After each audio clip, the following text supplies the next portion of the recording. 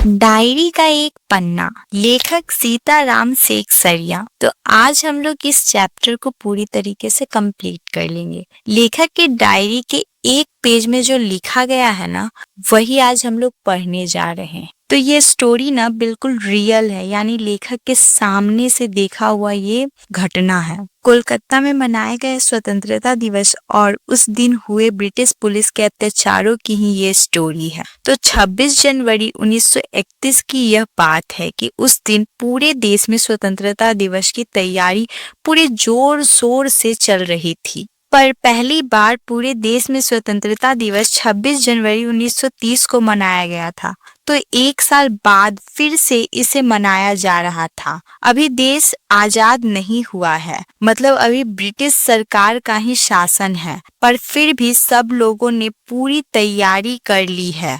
और तो और लोगों ने घर घर जाकर पूरा प्रचार किया है ताकि सब लोग स्वतंत्रता दिवस मनाएं और उसके बारे में जान सकें। प्रचार करने में 2000 रुपये खर्च हो चुका है और सब लोगों ने अपने अपने समर्थ के अनुसार धन खर्च किया था। कोलकाता के बाजारों, सड़कों और सार्वजनिक स्थानों पर खूब सजावट की गई। चारों तरफ देशभक्ति का माहौल था। सब लोगों ने ना झंडे भी लगाए थे। ऐसा लग रहा था मानो स्वतंत्रता मिल ही गई हो। ये सब देखकर ब्रिटिश सरकार पूरी तरह से डर गई थी। इसलिए पुलिस को पूरे शहर में तैनात, मतलब पहरे देने के लिए खड़ा कर दिया था। और पता है, ट्रैफिक पुलिस वाले को भी ना पहरे देने का ही काम दिया गया था। पर सवाल ये है कि आखिर ब्रिटिश सरकार इतना क्यों डर गई थी कि हर जगह पुलिस वाले को खड़ा कर रखा था। तो हुआ यह था ना कि स्वतंत्रता दिवस पूरे जोर शोर से मनाया जा रहा था। सब लोग आजादी के नारे लगा रहे थे। लोगों के चेहरे से डर खत्म हो गया था और सब जगह राष्ट्रीय झंडा फहराया जा रहा था। लोग अंग्रेजों की बात मानना छोड़ दिए थे। ये सब देखकर अंग्रेज समझ गए थे कि अगर लोग ऐसे ही एकजुट रहें तो अंग्रेज लोग ज्यादा दिन भारत पर राज नहीं कर पाएंगे। यही कारण था कि ब्रिटिश सरकार ने सब तरफ पुलिस तैनात रखी थी।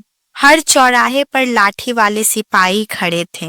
पार्क और मैदानों को घेर लिया। जहां सभा होने वाली थी वहां पहले से ही पुलिस वाले थे ताकि लोग डर जाएं और स्वतंत्रता दिवस ना मनाएं। लेकिन क्या हमारे देशवासी डर गए? जी नहीं, बिल्कुल भी नहीं। तो हुआ ये ना कि मॉन्यूमेंट के नीचे जहाँ शाम को सभा होने वाली थी ना, तो मॉन्यूमेंट का मतलब होता है कोई ऐतिहासिक स्मारक या कोई ऐतिहासिक जगह। तो मॉन्यूमेंट के नीचे ना जहाँ शाम को सभा होने वाली थी ना, वहाँ पहले से ही भोर में ही 6 बजे से पुलिस बड़ी संख्या में पूरे मॉन्यूमेंट को घेर लिए थे। इसीलिए वहां झंडा नहीं फहराया गया। पर शहर के दूसरे जगहों पर ना झंडा फहराया गया। जैसे जब श्रद्धानंद पार्क में अविनाश बाबू ने झंडा फहराया तो पुलिस ने उन्हें गिरफ्तार कर लिया और तारा सुंदरी पार्क में झंडा फहराने से पुलिस रोक दिया और मारपीट भी की। और जब महिलाओं ने शांतिपूर्वक जुलूस निकाला ना, तो उन्हें भी पुलिस वाले गिरफ्तार कर लिए और बहुत सारे महिलाओं और पुरुषों पर लाठीचार्ज भी कर दिए।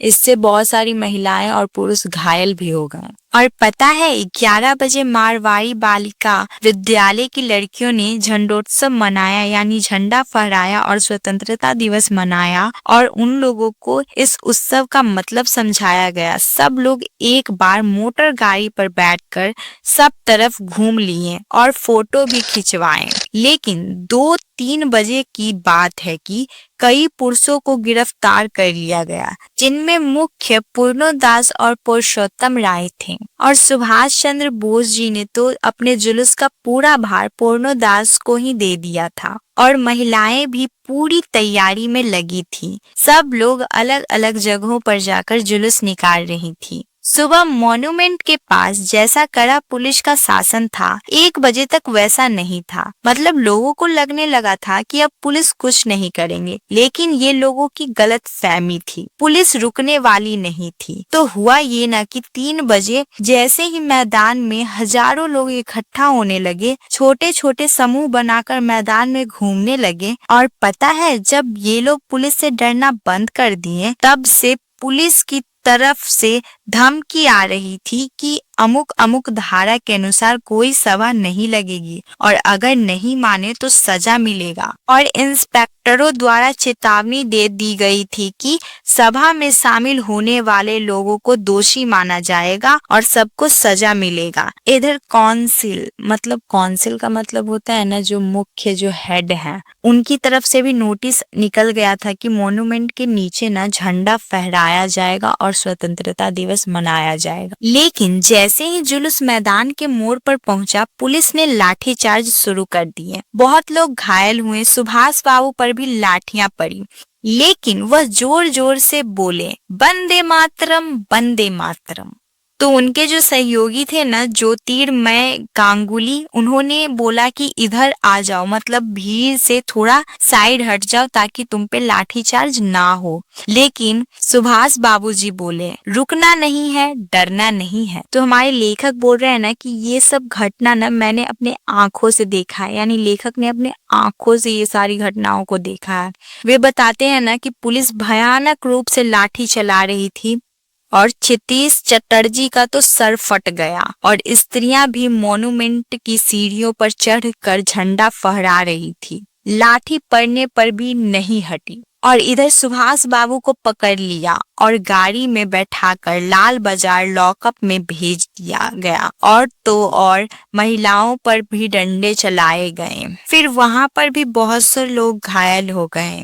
धर्मतल्ली के मोड़ पर जुलूस टूट गया। कई लोग वहीं बैठ गए। लगभग 50 से 60 महिलाएं वहीं बैठी रही। फिर उन्हें भी लाल बाजार के लॉकअप में बंद कर दिया गया। कुछ देर बाद फिर से पुलिस की गाड़ी आई और फिर से महिलाओं और पुरुषों को पकड़ लिया। उस जुलूस में ना बृजलाल गोयनका भी शामिल थे। ये तो पहले भी दमदम जेल में रह चुके थे। तो बृजलाल गोयनका ने झंडा लेकर वंदे मातरम कहा और स्मारक की ओर दौड़े और इतने जोर से दौड़े ना कि खुद ही गिर पड़े। एक अंग्रेज के अधिकारी ने लाठी मारी। फिर पुलिस ने उसे पकड़कर कुछ दूरी तक ले जाकर छोड़ दिया। यानी बृजलाल गोयनका को ना पुलिस ने पहले कुछ देर पकड़कर ले गया और फिर उन्हें छोड़ दिया। तो जैसे ही इन्हें छोड़ा गया ना, तो फिर से ये महिलाओं के जुलूस में शामिल हो गए।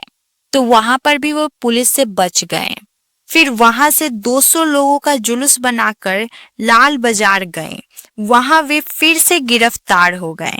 यानी कि जब इन्हें बार बार छोड़ दिया जा रहा था तो ये हार नहीं मान रहे थे और ये 200 लोगों का समूह बनाकर न लाल बाजार जुलूस लेकर पहुंच गए। लेकिन वहां इनको नहीं छोड़ा गया, इनको वहां पे गिरफ्तार कर लिया गया। और मदालशा नाम की एक स्त्री थी ना, उन्हें भी गिरफ्तार कर लिया गया था और उसे थाने में मारा भी गया था। मतलब मदालसा नाम की जो स्त्री थी, इन्हें थाने में ले जाकर मारा पीटा भी गया था। तो जितने लोगों को गिरफ्तार किया गया था ना, उसमें 105 महिलाएं थी। तो 8 बजे ना लेखक खादी भंडार आए तो उन्हें पता चला कि खादी भंडार में ना बहुत सारे लोग घायल हैं। और फिर उन्हें कांग्रेस वालों का फोन आया कि कांग्रेस वालों ने बताया ना कि यहाँ भी बहुत सारे लोग घायल हैं, इसीलिए मुझे गाड़ी चाहिए ताकि घायल लोगों को अस्पताल ले जाया जा सके। और जानकी देवी और लेखक दोनों ही वहां पहुंच गए। तो सवाल यह है कि लेखक और जानकी देवी कहाँ गए? तो ध्यान से सुनो, लेखक और जानकी देवी खादी भंडार में ही थे। तो खादी भंडार में ही ना मतलब बहुत अलग अलग एरिया था जहाँ पे लोग घायल पड़े हुए थे। तो जानकी देवी और लेखक घायल लोगों के पास गए जहाँ से कांग्रेस वालों का फोन आया था। तो डॉक्टर दास गुप्ता उन घायल लोगों की देखभाल कर रही थी और सब लोगों का फोटो भी खींच रही थी ताकि पता चल सके कि कितने लोग घायल हैं। तो पहले वहां 67 लोग घायल थे। 67 मतलब 67 लोग घायल थे। फिर 103 घायल लोग आ चुके थे। नहीं, पहले तो 67 थे, उसके कुछ देर बाद ना 103 लोग वहां पहुंच चुके थे डॉक्टर के पास। जो जितने भी लोग घायल थे ना, सबों को अस्पताल ले जाया गया। तो कुल अस्पताल में 160 घायल आदमी पहुंच चुके थे और कुछ लोग अपने घरों में चले गए थे क्योंकि उन्हें कम चोट लगा था।